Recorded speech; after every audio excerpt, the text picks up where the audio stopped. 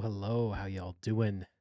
It's 2 in the morning, and the progressive chance event for my girl Harima just started. I've been waiting for this for a while now because, as you can, well, actually, you can't see. Maybe I should move my camera. There you go. 73 sacred shards. I've been saving these. I think, honestly, it feels like maybe even over a year now, waiting for. Well, first I wanted to get who was I trying to get? Kaja. Yeah, then we got the Kaja finally, +4 Kaja. And then I was torn between either pulling for Armans or pulling for Harima, and I think I'm going to go for at least one copy of Harima before we go back to try and empower Armans. Because obviously Armans is amazing, but I think a single copy of Harima will have a bigger impact than maybe some empowerment on him. So that's what we're going to do. It's a progressive chance, so the thing we want to do with these is pull as many shards as we possibly can so that we can make sure we get up to that 25 chance and then get as many Legos as possible during the 25x. So that's why we saved so many of these for so long to do this, and that's why we're going to pull basically all of them here until I get Harima. I think I'm going to save like 7 so that I can make sure I can do the fusion.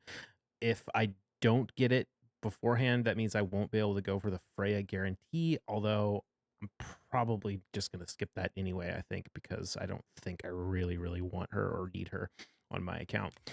So, yeah, other than that, the main thing we're looking for other than Harima is a dupe banner lord. So there's a lot of banner lords that could count. I can't list them all off the top of my head.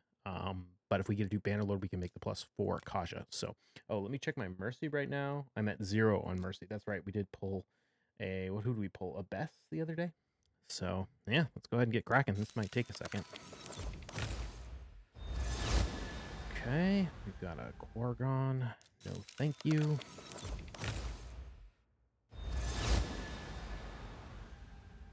Durandil. I don't think there's any epics. We got the last epic we needed for the Mikage fusion the other day, so we're just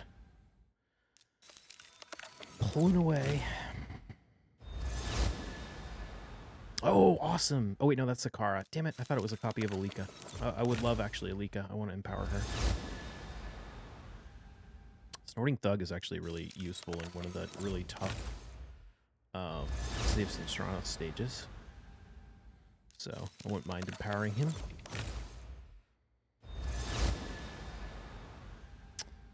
All right. That's what? 7? Ultimate Galek. And that's 10. Are we at? Wait, when do we activate Mercy? We start activating Mercy at 12, I think. God, wouldn't it be terrible to like not pull anything? I mean, we'll definitely get some Lego, but it'd be pretty sad if we didn't pull much. Mordecai. All right, we're into Mercy now. Actually, I think that was the one that activated Mercy. That was 12th. Okay, Spider.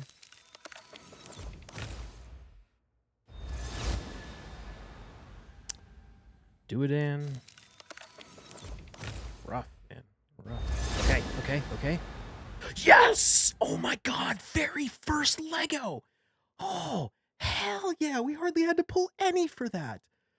Oh my god, boosted. Dude, I got my Mario 6-star soul today, and we got the Harima in, what was that, 15 Sacreds?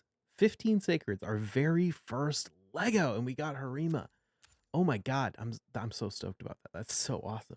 Oh, and I get to save all these for the future Armon's progressive chance. Hell yeah. So for those of you who don't know, Harima's kits, her A1 attacks one enemy, has a 50% chance of placing a decrease attack debuff for 2 turns. Also has a 25% chance of placing a decrease attack on all other enemies. You want to build her with low accuracy because you actually don't really want to land that. It's just kind of polymorph wave. Her A2 ability attacks one enemy 3 times. Each hit decreases the target's defense by 5%, stacks up to 30. Each hit also increases this champion's defense by 5%, stacks up to 100%. This is what makes her really, really good in Hydra, because you can stack her defense up super high, and you can also decrease the enemy's defense, which is really nice. And then her A3 ability right here, attacks all enemies, places a provoke for 1 turn. This debuff cannot be block resisted if the target's champion from the Demon Spawn faction. 3-turn cooldown.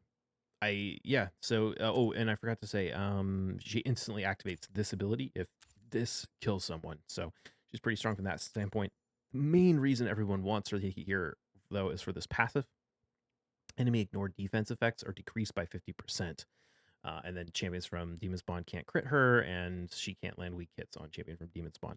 So this thing though is huge for mitigating the damage of certain champions. Like she really wrecks Rhodos because she turns off his decreased defense. She's really good against Georgid, turns off his decreased defense.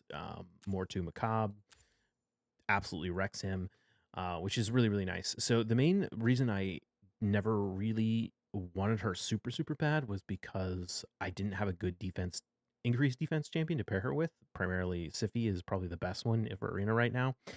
But now that I have Marius, one of the most common teams I run is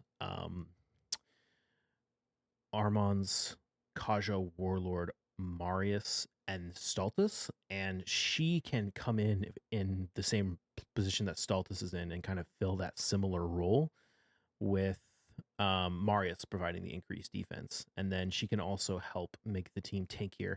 I'm torn on like when I'll use her versus when I'll use Stultus. If she was 6-star, I'd probably use her like all the time, but because Stultus is 6-star and she's not, we'll see how much I bring her in.